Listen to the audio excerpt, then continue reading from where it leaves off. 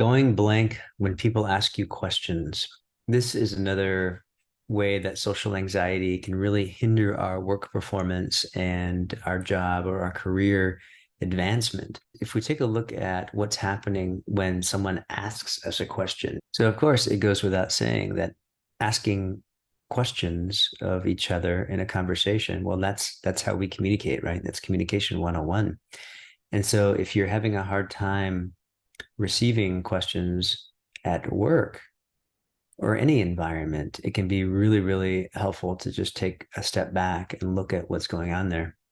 So, a lot of times when it comes to the work environment, it can get really tied up with our experiences that we may have had growing up in school. Especially here in America, the public school system was really designed to create subservient workers. Honestly, right? It's just the way it was designed many, many decades and decades ago. It was really designed to create factory workers, right? It was designed to create good workers who would stick to a schedule. It didn't really promote free thinking.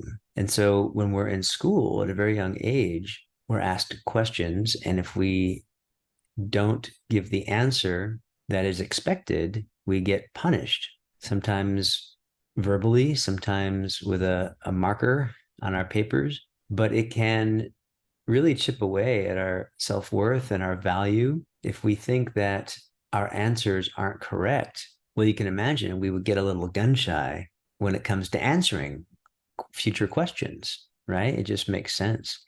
This is just one of the ways and one of the reasons that we can get caught up, but it can be very specific to each individual. Perhaps they had an overbearing parent or caregiver.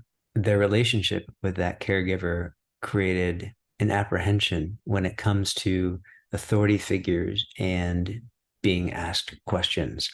So, regardless of where it came from or where the memory came from or what the experience was, there is a way to unwind those, what I call psychological knots. This is really my specialty as a hypnotherapist, is sitting with my clients and helping them untie these knots, these sort of cycles of thinking that keep them on that hamster wheel where their behavior seems to not make sense.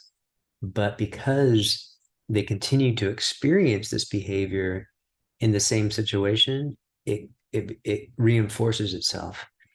But there is a way to, again, really break that pattern so that it no longer hinders your performance, whether it's people asking you questions or your fear of authority or your overall feelings of self-worth.